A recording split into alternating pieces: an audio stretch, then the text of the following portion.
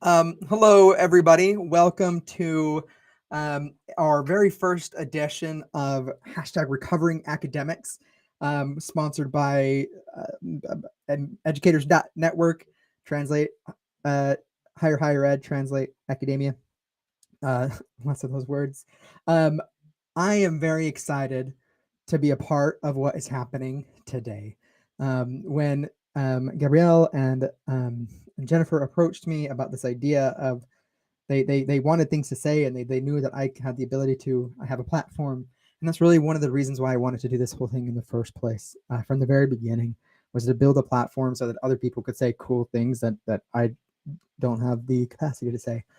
Um, today's we are going to be talking about so you're still in academia and navigating that tipping point. We have three, hopefully four people that are joining us today that are going to be responding and having a discussion about what it is like to feel that moment you gotta leave. And if you're watching, you probably have experienced that, and now it's a matter of figuring out what to do next. And I really hope that by hearing these different stories that you will be empowered to act and to do, because I talk I have talked to so many people who are in a similar position as you are in right now, and the thing that they want to do. um Sorry, we're having a technical thing here. I'm just gonna come over here to a thing. Okay, here's what we're gonna do. I want you all to be empowered. That's why we're here, right? We're here to share stories. So I'm going to bring on and I'm going to have them each introduce themselves, and then I'm going to be tinkering in the background, making sure that the other person has the ability to come in as well. But I'm going to ask them to introduce themselves, why they're here, and kind of why they're excited. So again, give them about 30, 60 seconds each. Here we go. First, we have Gabrielle, and then we have Jennifer, and we have Dana, and we have one more joining us in a moment. So let me jump out and do that real quick. So Gabrielle, we will start with you, please.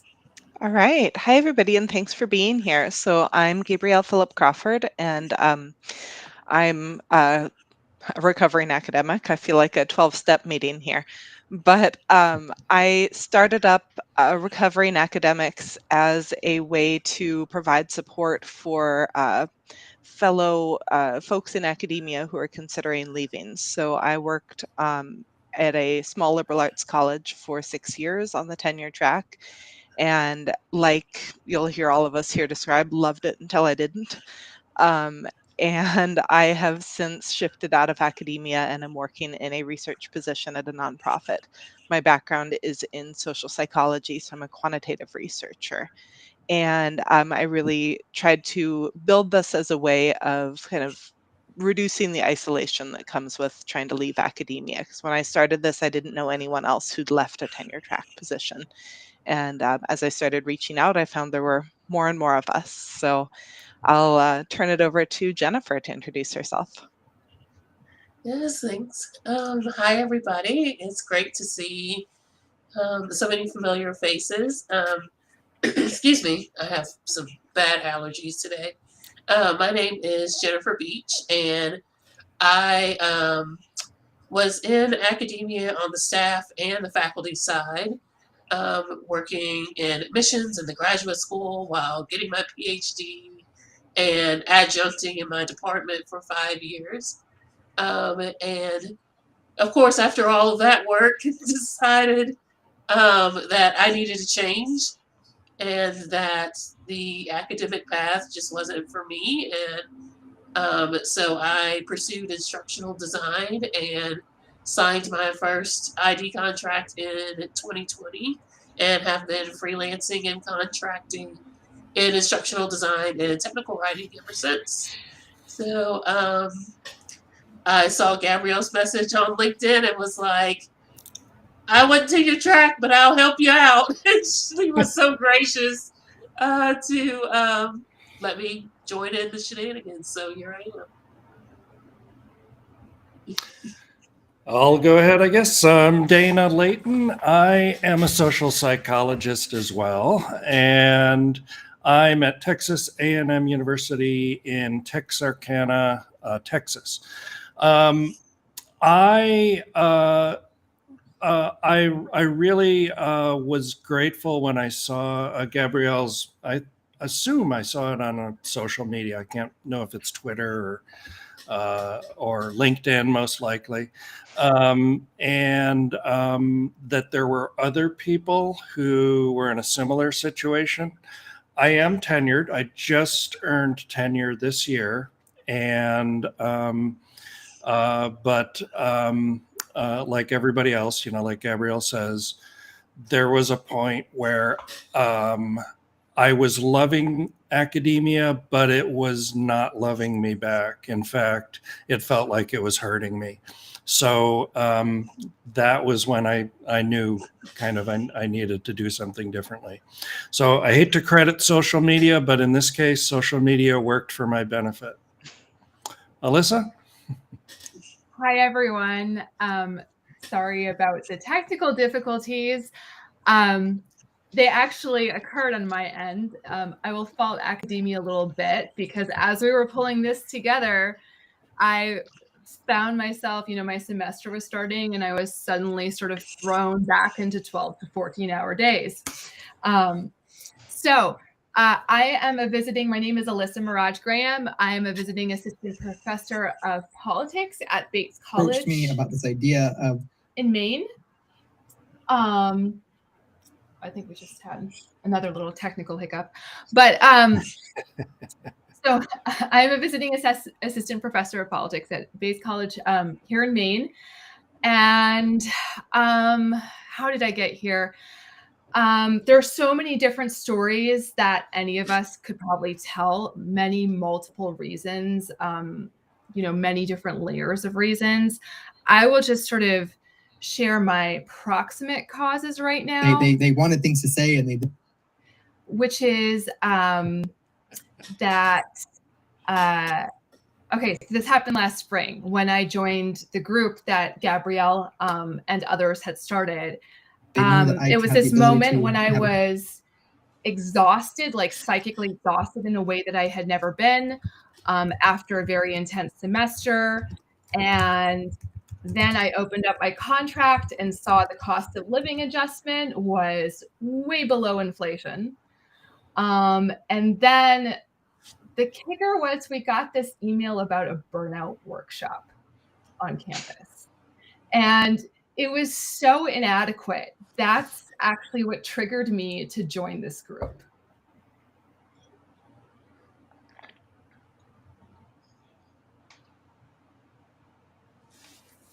Okay. Thank you all for being here and for letting me be a part of this. And honestly, just thank you for letting me be a part of this. I really enjoy this community. We're experiencing a little bit of technical difficulties of like having my voice randomly pop in. I promise that, I'm not everywhere. But we're going to go ahead and we're going to get this conversation started. Okay. We want to understand that we are not alone as we experience this. And this is why we're getting together and we're sharing our stories with one another. And so this time we're going to kind of like go back around the circle, and we're going to start with Alyssa this time. And I'm going to ask this question, and I'll put it on the screen, and we're just going to kind of go from there. And then I'll just come back in as we facilitate and go into the next question. So right here's the first one that we want to address as a group. As when was that first moment that you realized that you needed to leave? What was it? What was happening?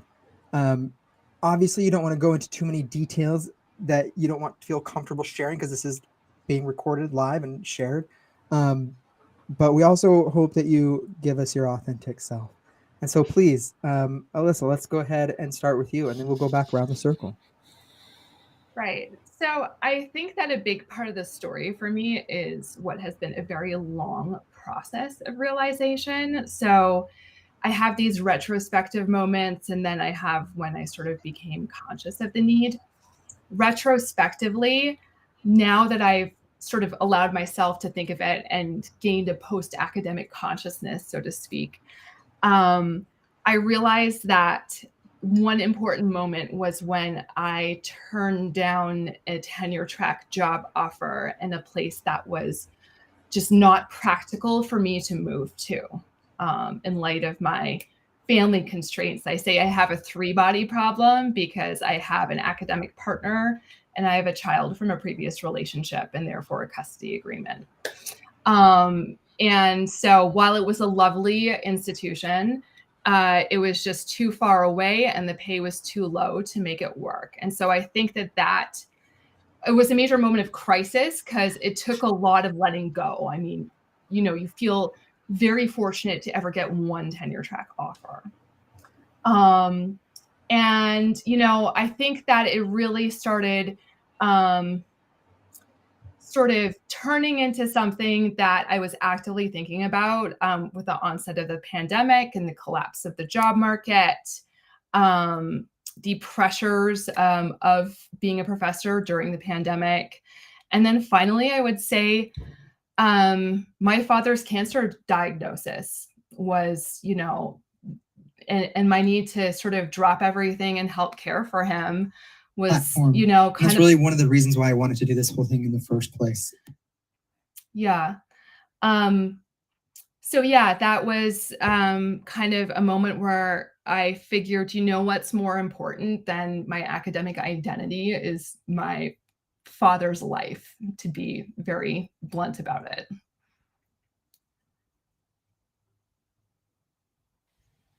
No, I think that's powerful. I think that those real life moments are sobering. Mm-hmm. Dana, please, could you share your story? Sure. So I was thinking about this all day, and I can't pin down the moment, right? It was just a cumulative building and building and building and building. And what was building in me was not a thought about leaving. What was building me was a feeling of not mattering anymore, a feeling of devaluation. And I mean, I can trace this back to the fall semester when our faculty senate brought a lot of issues to our administration, and the administration really didn't respond, dragged feet, gaslighted. We complained to them, we went to them and said, hey, we've got burnout problems, we've got welfare problems. But there really was no firm response.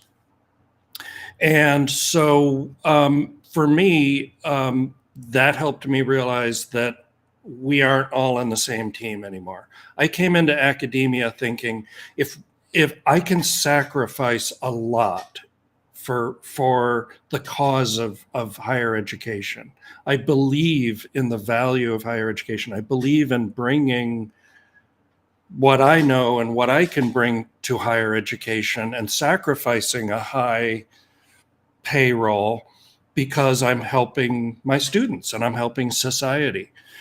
But when I realized that the administration, the boards of regents, the legislators were not on the same page with me, that this was not the kind of thing that I wanted to be part of anymore. This spring semester, it was a watershed. It was a watershed when our lieutenant governor on the campaign trail said, I am going to eliminate tenure for public faculty at universities and colleges. And I'm going to fire any professor who teaches critical race theory, or what he thinks of as critical race theory, which is most of what I do in social psychology. I'm sorry. We can't get around race in America and systemic issues. So now I'm feeling like the politicians are against me. The administrators aren't helping out. And then with the pandemic, with the pressures that my students are under, largely because they don't feel supported by the university system, I don't think. I was teaching to classes of 3 or 4 students in person and several on Zoom and lots that weren't even part of the class. And the low point came on May 2nd when I taught to an entirely empty classroom. And I just felt like this is not the system that I thought it was. My ideal of higher education had been broken. And I think the only time, the one thing I can really trace my idea of leaving academia, because I'd started looking for other academic jobs, but I went to a conference put on by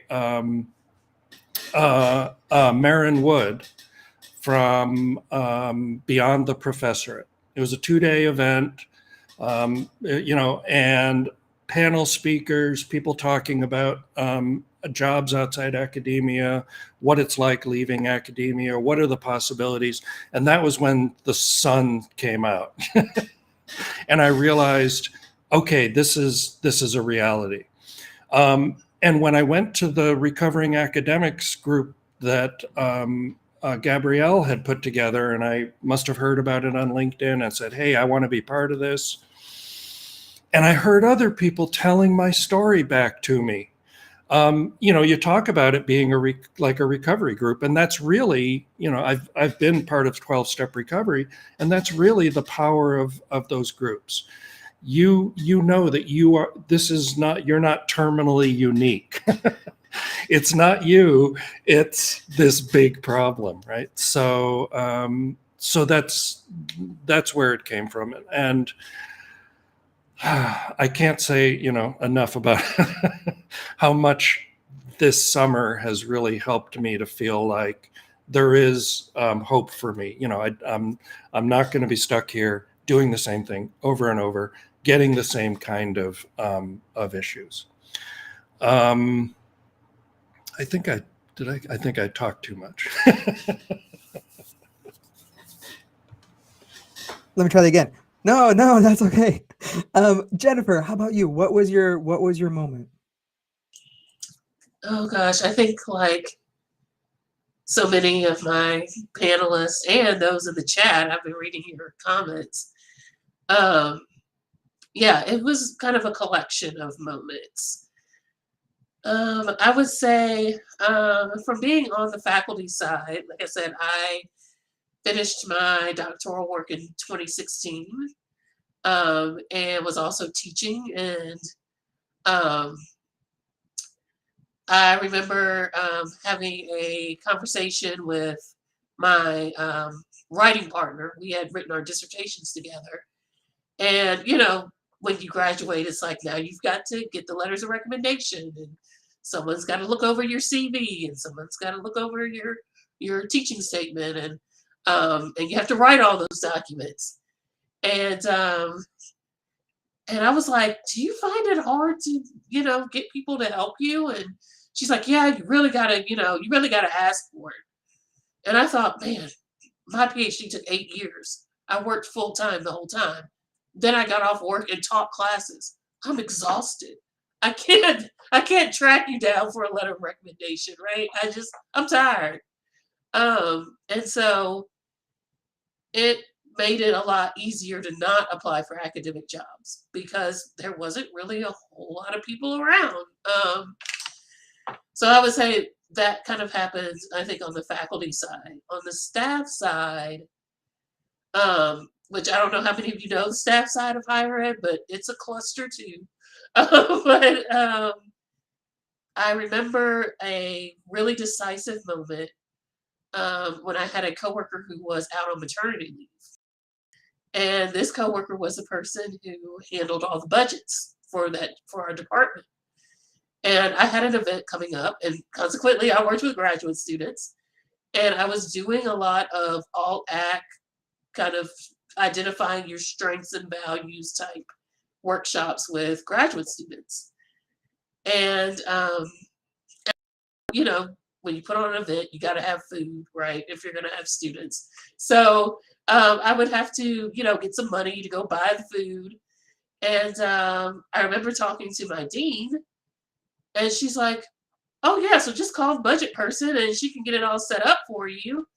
And I was like, "But she's on maternity leave." I'm thinking she forgot, you know, maybe. And she's like, "Oh, no, she comes in on Fridays." And I was like, "Are you serious? Like, like, is that even legal?" You know, just like the fact that we had so much work. And she had 12 weeks of maternity leave, okay? So she got a really great deal. And it's like, and you still got to come in on Fridays? Like, you can't heal? Like, you can't hold your child because they can't hire a temp, you know? Um, and I thought, I mean, of course, there are times when you work over, and yeah, I worked my share of overtime, and I generally didn't mind it at first, but I thought, wow, like, you have to give up your family time while you're trying to heal from surgery, from childbirth, to come work a job. And I thought, I got to get out of here. Like, it's just, that just won't work for me.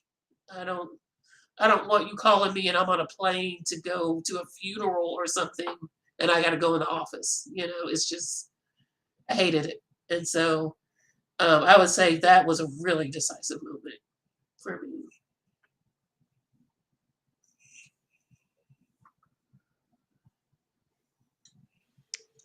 Gabrielle, please. Yeah, so I definitely would say, sort of in retrospect, there was kind of an accumulation of tipping points over the last few years, but I didn't really recognize it. I didn't recognize those red flags.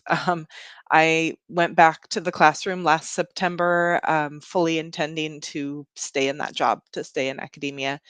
And by October, I was considering maybe I would leave, and by January, I was submitting job applications. Um, so the downhill slide came quickly there.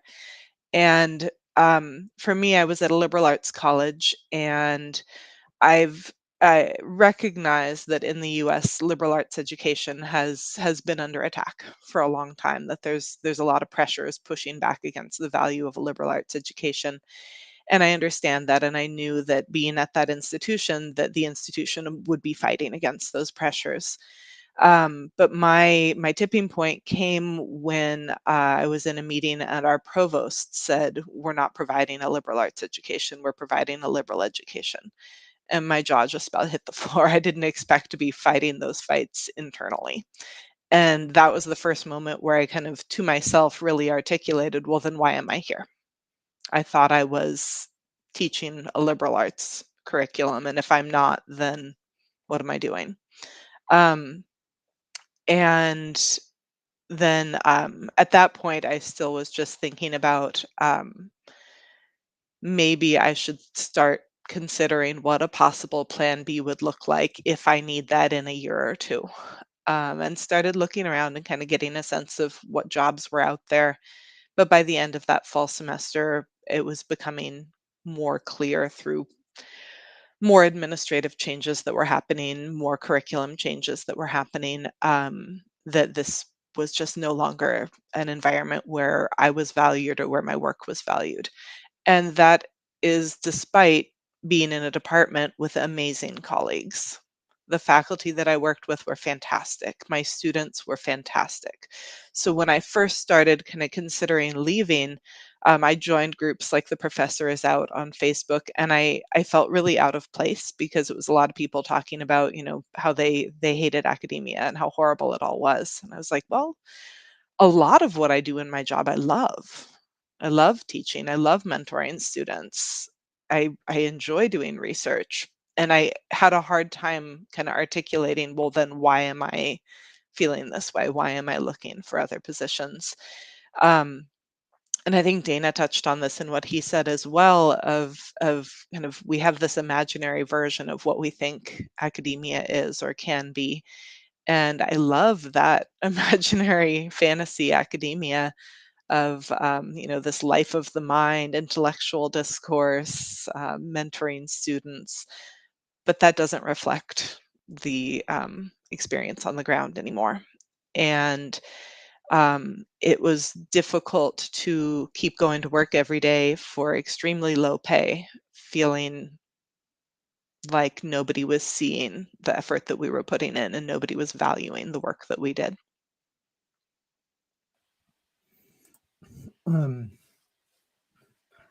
The next question that we have on our docket, I feel like, so it's why leave academia altogether, and why not just try another school? And then we have, in the meantime, we had this comment from Nicole in the audience who's participating, saying, I came here knowing this would be a higher ed event, even though I left K-12. You'd be surprised at the similarities and how many of these stories sound almost identical. The education system as a whole is broken. And this is like, I've talked to a whole lot of people, right? From the kindergarten teacher through university presidents, deans, provosts. These problems are systemic. They're all over the place. And so I want to kind of like ease in, because I feel like it's like a default, like, well, of course not another school. And it's even like, I want people to understand that it's not even like, oh, okay, well, let me, like, I was faculty, let me go into student affairs. Like, just like Jennifer said, like, the grass is not greener, right? And like it's like K-12, don't go to higher ed, and higher ed, don't go to K-12.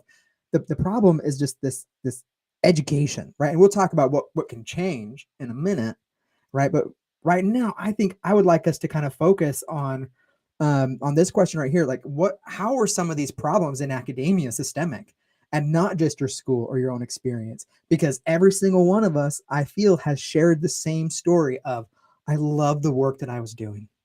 I love the people that I was doing. I love the environment. I love, except it's the worst place ever. What is it then? Who would like to go? Jennifer, because you've got that cool experience from both sides of the aisle there. Or I guess that's the wrong metaphor. But yeah, what are your thoughts? Like, what are some of the things that are obviously a systemic problem? Oh gosh, where to start? And I'm not sure I can state it delicately, but particularly, I think maybe for those of us who worked at, like the university that I worked at, 70% of freshman admissions were Pell eligible students. So I was working at an institution that served, a very poor population, and where we were the 4-year university on this side of the state. So if you didn't go here, you weren't going anywhere else.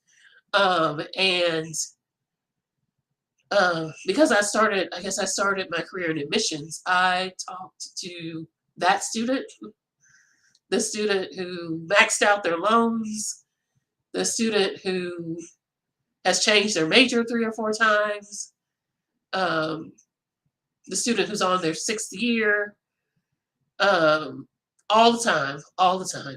And I had to tell them a lot of the same things. So, like, apply and then fill out your FAFSA and then, get signed up for classes. And so I would say, I think the admission side got a little weary, because it's like, I'm piling debt onto these students, for maybe an educate, maybe they'll get something. I can say that really kind of wore on me after a while, I think, on the staff side. Yeah, I would Do you say think a that's lot what of it those is? kind of It's just class the kind amount? and I think, universities have always been really elite institutions. I mean, when they were founded. And I mean, they've done so much to democratize education. Definitely. I think we could all say that. But there's still those old vestiges that creep up. And they hurt the most vulnerable students most of the time. Your first generation students, your students of color, your students from lower income backgrounds, like, yeah, those students I talk to all the time. All the time. So we have this interesting thing, right? Of like given the school that you're in, that like the resources were strapped. I feel that resources are strapped is no matter what institution where people are.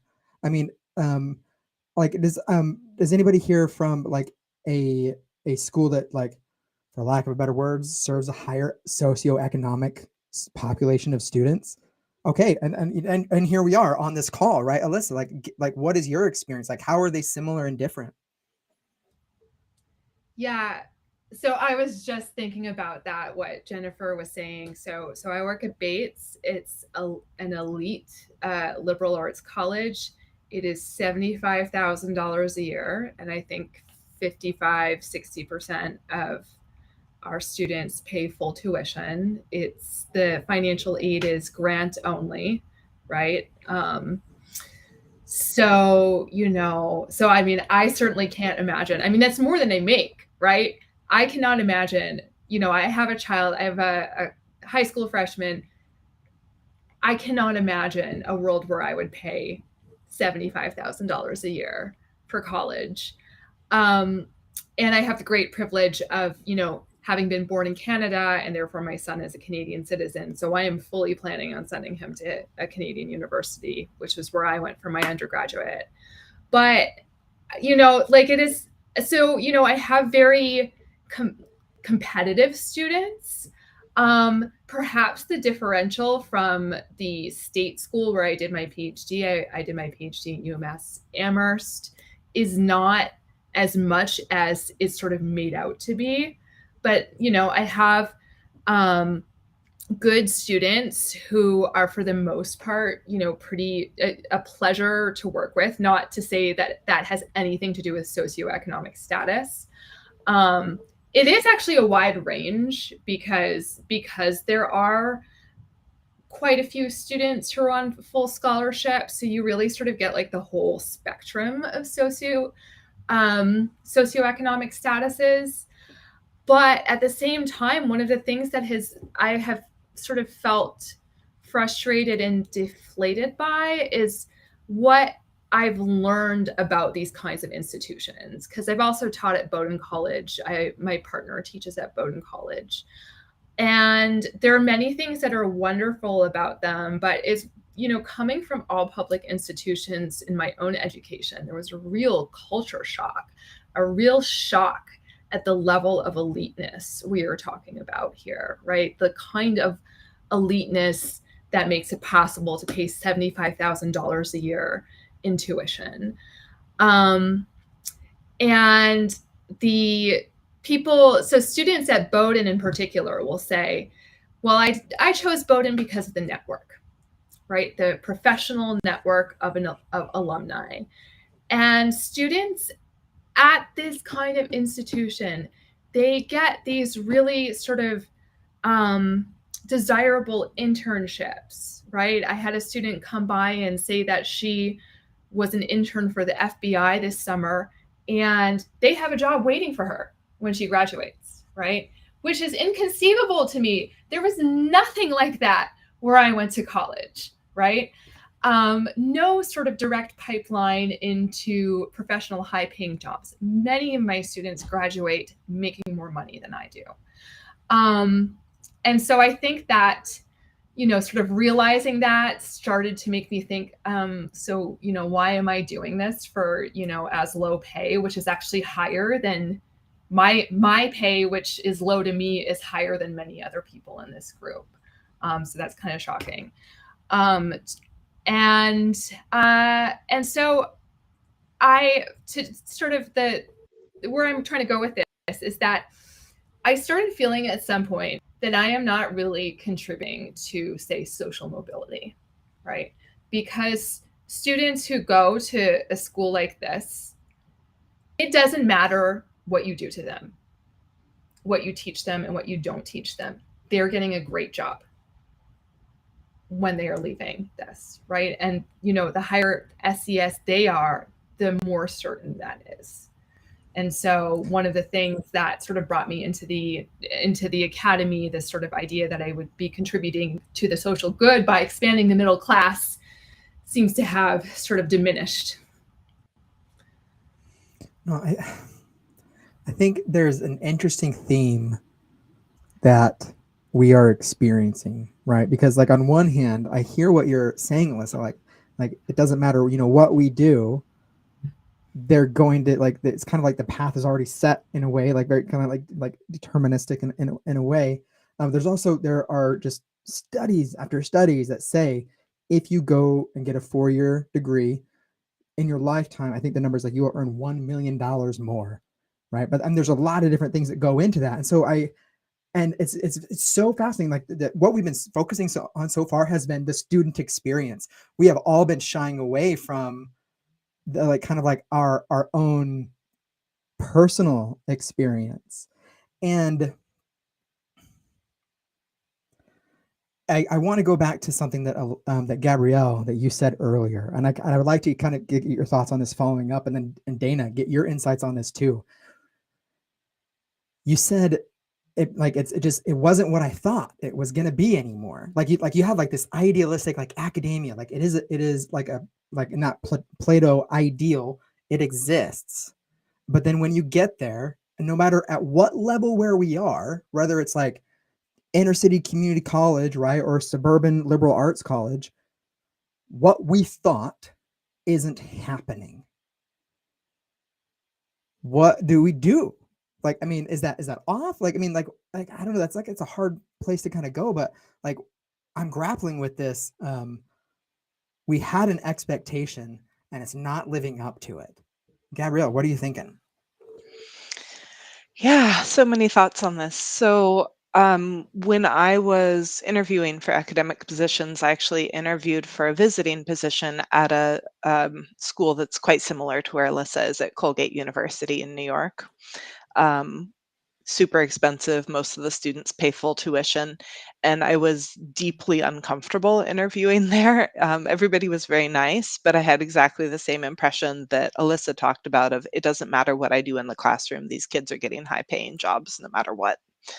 And the job I took is kind of somewhere in between the extremes that Alyssa and Jennifer are describing. So the college I was at was about 50% students who were Pell Grant eligible, but also a private school. But 100% of students were receiving financial aid of some kind. And that was the student population that it felt important to me to work with. These are students for whom education is making a meaningful difference in their lives and in their communities. But um, I'm going to give an analogy that a friend who also left my institution gave of trying to kind of solve things at the individual level versus the systems level. She described trying to help students one-on-one as like not adopting, but buying a pet from a pet store. Like, the situation's bad, it's not a good setup, but you've helped this one animal, versus trying to dismantle that system and say, okay, this is not serving anybody well. What can I do from the outside to change these policies? And it starts to feel, even when you are definitely making a difference with individual students, it feels like an uphill battle, similar to some of what Jennifer was describing from her admissions work. And it felt worth it for a long time until it really started to feel like no one was seeing that work and that work wasn't counting. So we would get, cheerful emails from the provost's office pushing us to reach out to 5 students this week. which just made it astoundingly clear that they had no idea what we did on a daily basis. It's like I've talked to 5 students in the last hour. And there were just daily examples of that, of hey, have you guys thought about doing things this way that we were already doing? Or have you collaborated with this department on this? Yeah, we've already had a collaboration going for years. Just over and over again, examples of, we're putting in this work and no one's seeing it, no one's rewarding it. And I don't necessarily just mean financial reward, but there's a lot that can be done to recognize the work that educators are doing, and just none of that was happening. And coming back to the burnout workshop issue, that was something that we've talked about a lot in our group of what do we mean when we say burnout, and what fixes that. And we're not talking about I as an individual am tired. We're talking about this is a broken system. Here are the characteristics of this environment that have caused harm to faculty and to staff. And we actually, there was a large group of us who left my institution at the end of last year, and we actually wrote a collective letter to the administration about our reasons for leaving, and framed it in terms of the factors that lead to burnout, the environmental or institutional factors that lead to burnout, and what experiences we had in those areas. So no idea if it did anything, but at least it was an open letter, so at least the other faculty who were able to read it felt validated and supported in their experiences. Yeah, I like that a lot. But yeah, and this right here, just outlining, here are the characteristics of the things that we're talking about. I think that's powerful. Dana, what are you thinking about this whole topic? Yeah, well, I've actually attended and been a faculty at community colleges, elite selective liberal arts colleges, R1 universities, regional, campuses. And I feel like this system was working. And I kind of confirmed this with my dissertation advisor when I told him, he's been retired for about 5 years. I had dinner with him. I said, hey, this is how I'm feeling. This is what's happening to us as faculty. He said, I got out just in time.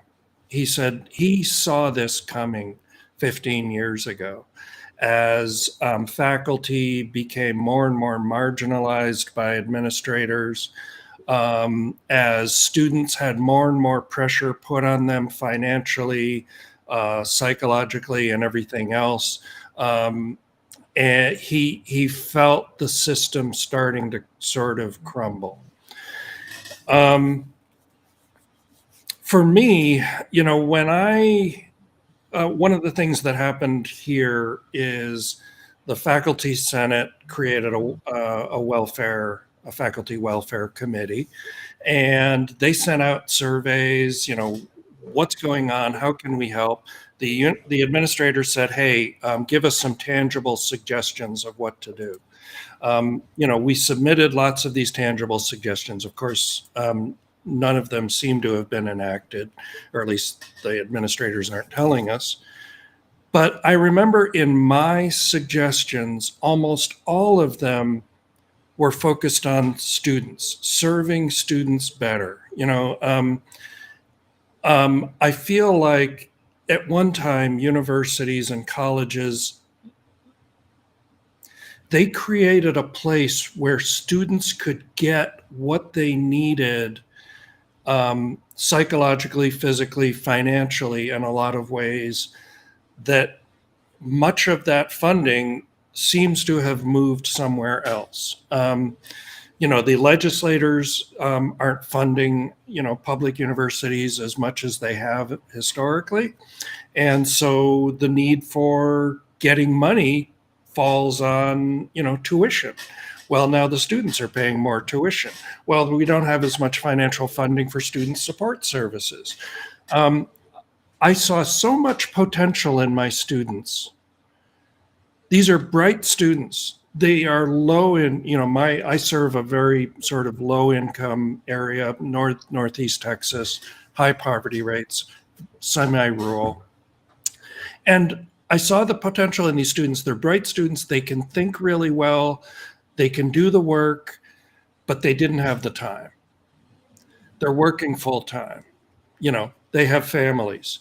Does our school have any kind of child care services? No.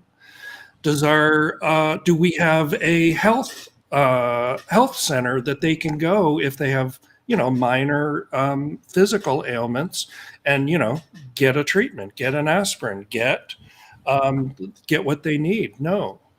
And so I felt like the universe, the system is starting to hold my students back from their potential. And I felt like if I could just give them more attention, give them more opportunities, get them in the research lab, give them the experiences, that maybe I could offset what the system was no longer providing. And I can't. I realized at one point, I don't have the energy, I don't have the time to fix this system. And it broke my heart.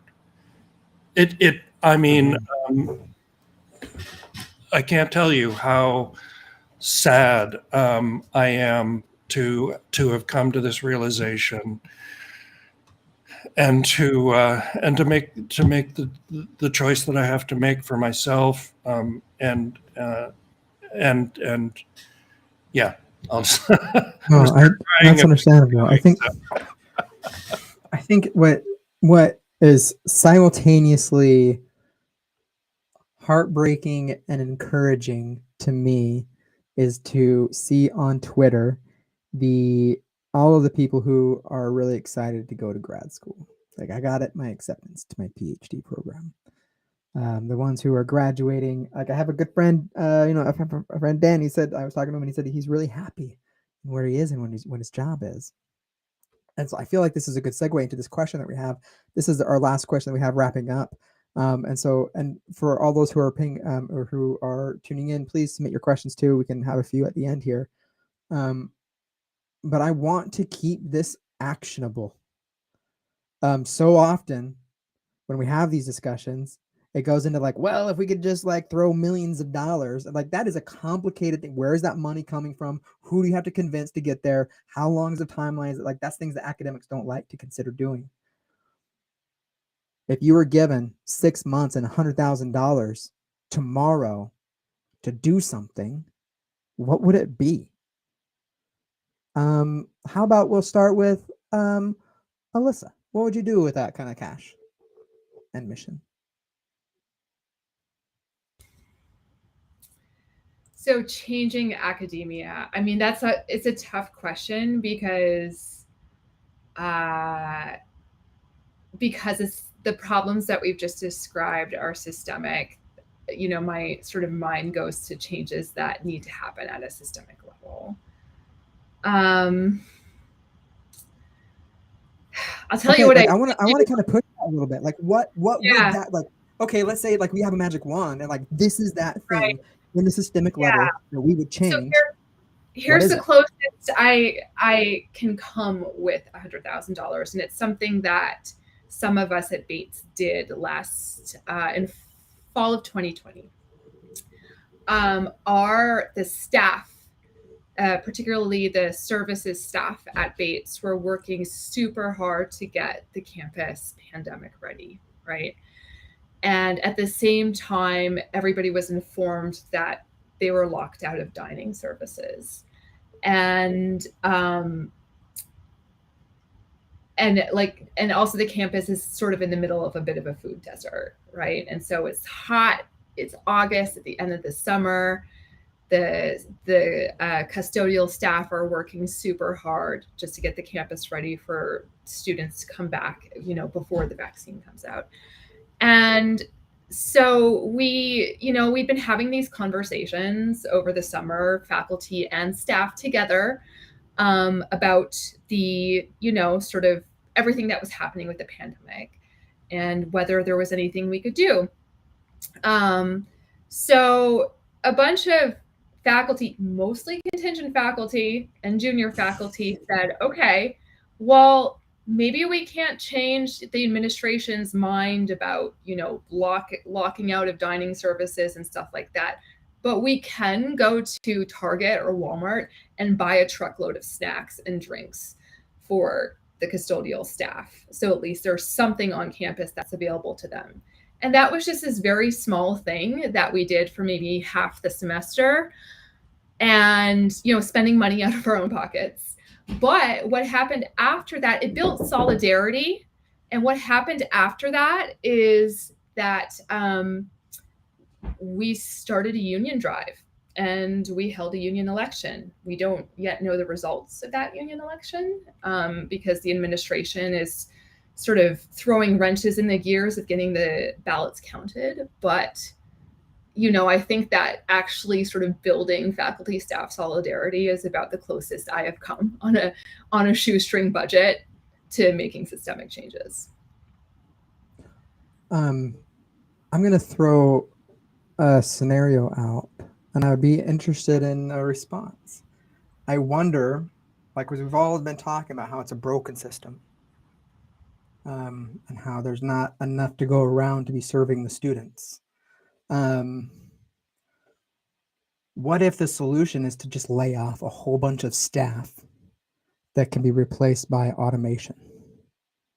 Is that a thing that you would be willing to do to say, like, you know what?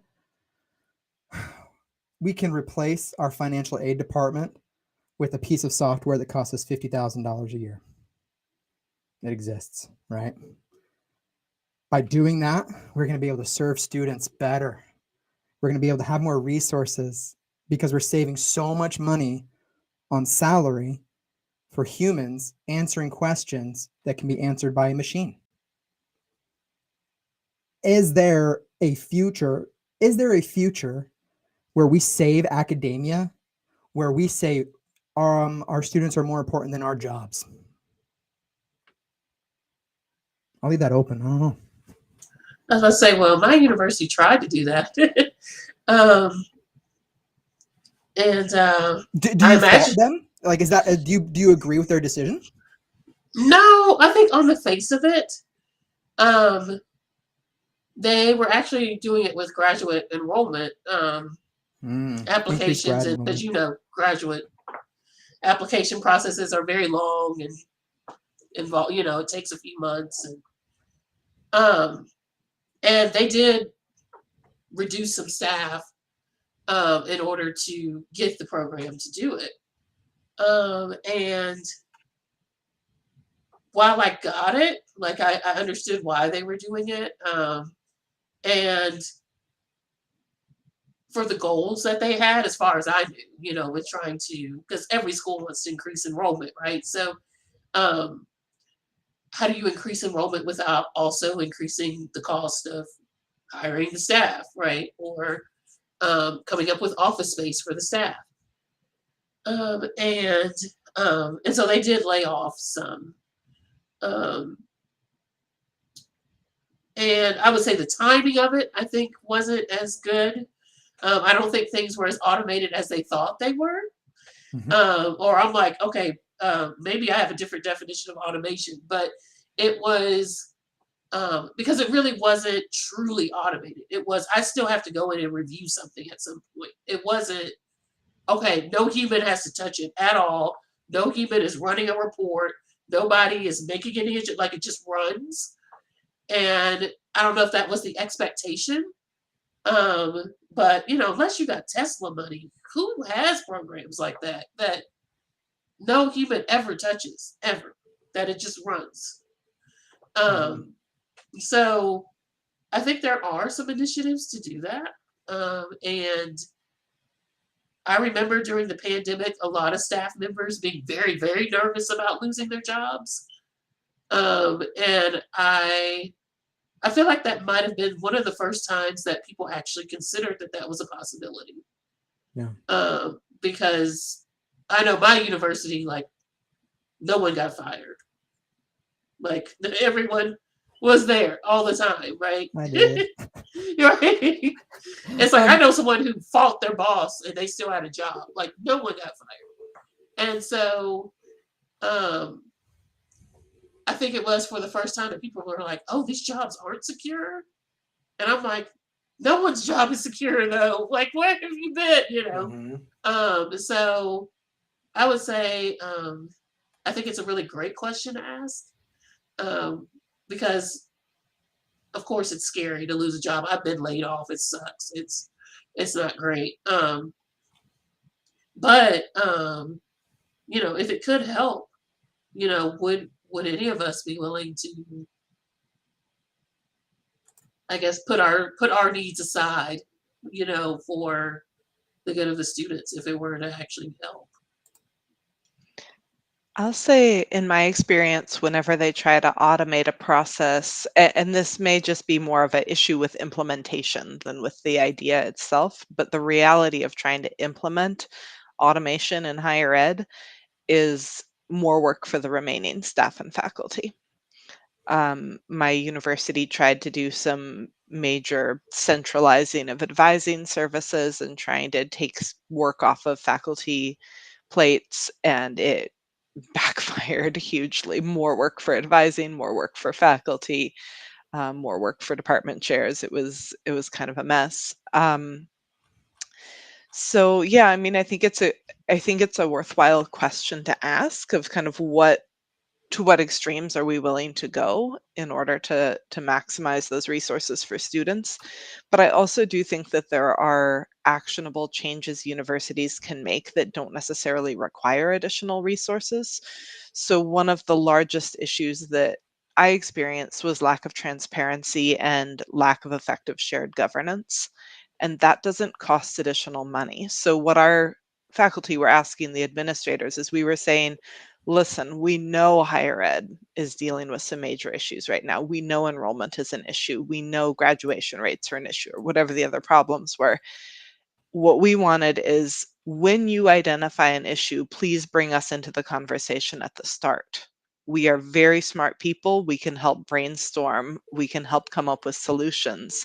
But as it is, the administration would come up with what they thought was a solution, implement it, and then we'd all spend months arguing over whether that was the right decision to make. And it wasted a lot of time, it wasted a lot of money, and we could have just been talking and working together from the get-go. So it wouldn't have cost extra money, and I think that's something that there used to be more of. And even at my institution, shared governance used to be a more meaningful concept, and it's now just kind of on paper. Theoretically, that's a thing we have, but when it comes right down to it, they will make a decision and veto our votes. Well, this is a lot. This is a pretty heavy conversation, and one that I'm hoping that people who are still in the grind and doing that, I mean, kudos, right? Kudos. I don't know. I mean, I couldn't do it. Thank you all so much for being here, Alyssa, Dana, Gabrielle, and Jennifer, and just the recovering academics group as in general. For those of you who are not a part of that group, I'm pretty sure it's like you can come, you can join it. It's Yep, a let fun me know. environment. Yeah, please reach out to Gabrielle for that invitation. And the thing that I love about it is that it is a community of support. It is not a community of complaining, which to me is a beautiful thing. And so I'm gonna wave everybody off and say thank you so much for coming on, and I'll just kind of wrap this up as we go here. Alyssa, thank you so much. I'm gonna boot everybody off. Here we go. Thank you, everybody. You are just the best. I'm gonna throw on some comments from up here. We got some amazing participation from Nicole and commenting on Eric's comment over here. We got some thank yous. This right here, the Recovering Academics is a fabulous group, has a great community of support. Thank you, Elizabeth, for saying so. And over here we have Danielle saying thank you. I think that the takeaway here for me, and I hope for you, is that you are not alone, that your experience is not as unique as you'd hoped or wanted, which can be a good thing. And I hope that you find a community and join a community. If there's not one that you feel comfortable with, then I hope you start it, because who else is going to? Thank you so much, everybody, for tuning in, and stay tuned for the next one. And please engage with what we're talking about using hashtag Recovering Academics and hashtag